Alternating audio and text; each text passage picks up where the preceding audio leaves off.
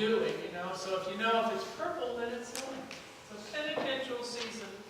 But I'd like to ask, how many of you remember when you were about this big, which was a day or two ago for most of us, when you were little kids, and even if you weren't Roman Catholic, it was a big deal to say, oh, it's Lent and I'm going to give up chocolate, or I'm going to give up chewing gum.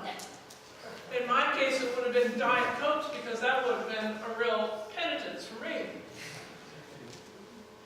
But we all did it. I mean, well, in my part of the world, we all did it, and I'm sure most young people do it, maybe even still today. It's a big deal. You give up chocolate, but chocolate's not ever been your favorite thing. It's not like with Bill. If he had to give up chocolate for too long, he'd be in trouble. But,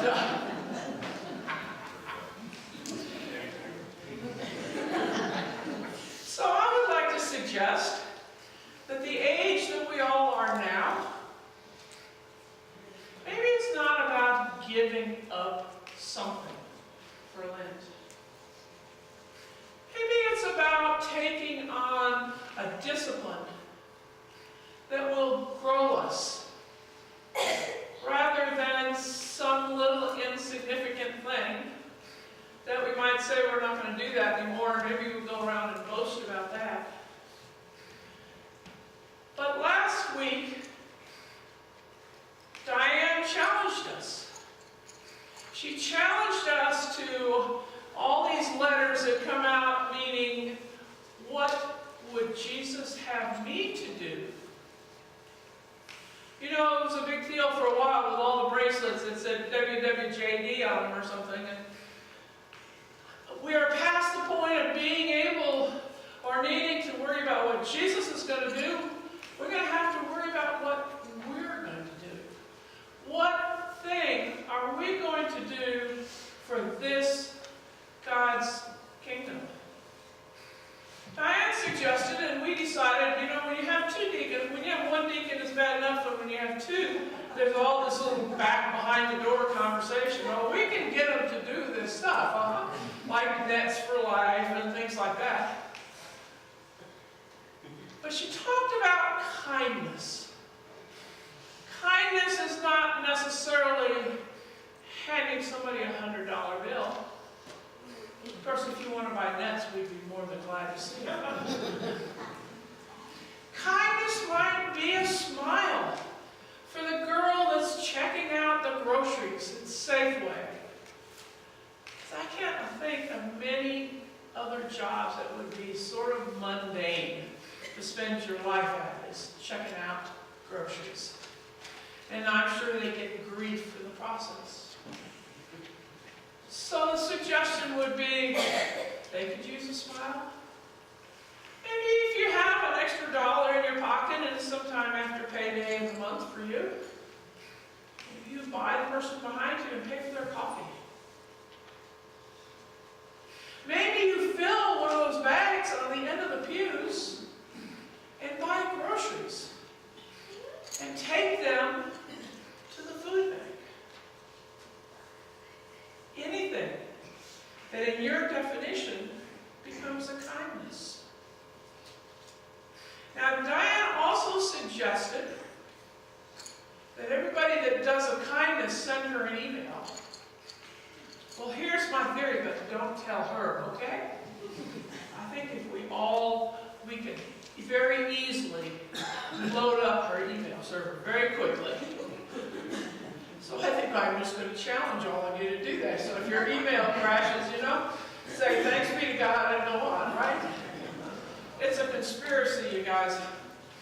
But I would like to suggest that during this season, as we are looking to have things to do, kindnesses to do in this world, to touch somebody else's life, that then we can turn to the many, many, many sources of information that are available to us about things to study, things to meditate about, things to just plain old think about while you're driving up and down the road or while you're at home. And within the last 10 days, I've seen things by Michael Curry, Greg Ripple,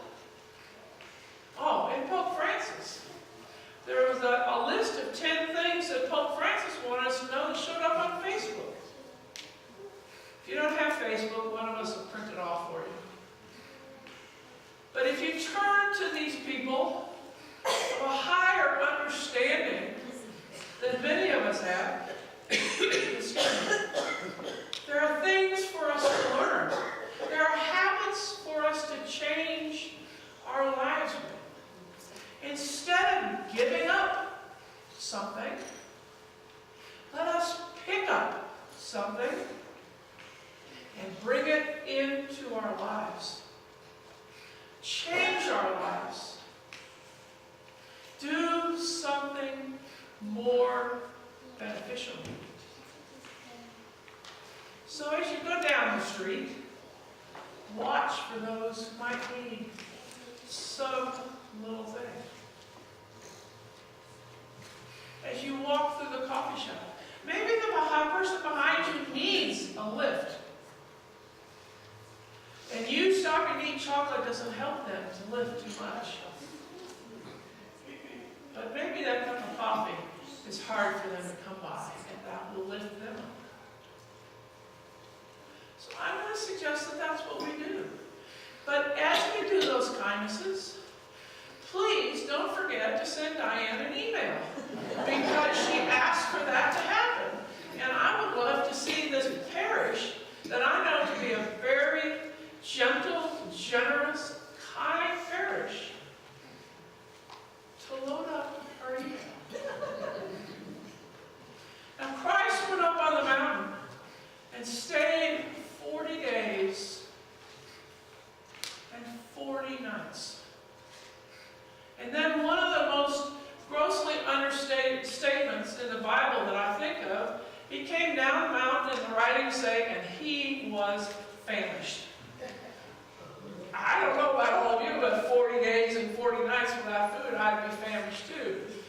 But I think what he gained is what we need to gain in this Lenten season, in a season of time of thinking, of studying. He learned from God as he was on the mountain. We can learn. We can learn with spending time reading something, reading the words. There's a Episcopal Relief and Development posts a Lenten meditation every day. And all this stuff is online one place or another. I have 2 or 3 sources that keep sending the same thing to me, but it's all online. If you can't get to it, let Sherry know, because Sherry will be able to find it for you. Sherry can do all that stuff. But what I'm saying to you is there's plenty of stuff out there, and I would like to challenge and encourage all of you to pick your feet up during Lent and set them down a little differently than what you have been doing. Find a little different path. It's going to make you look and feel a little differently. And please, don't forget throughout the entire Lenten season that kindness for somebody else. I know that everyone that's sitting in this room is loving and generous and kind. So just take that little extra time. And then when we walk in here on Easter morning and we see the flowers and the gloriousness and bring the first light into this place, you'll say, my life has been better, and I'm glad to be here to see the light of Christ come back into this space. And I have grown through this experience. So my challenge is, do it. Find something to study. The Lenten madness kind of thing, where you have a booklet and you're learning about different saints and different people of goodness. It teaches you. We all need to continue to learn. We all need to continue to feel Christ in our lives. So as you leave this place, look for times when you can act in kindness, and in your own heart you'll be knowing that you're doing it in Christ's name, and the rest of the people don't have to know. Just do it. Amen.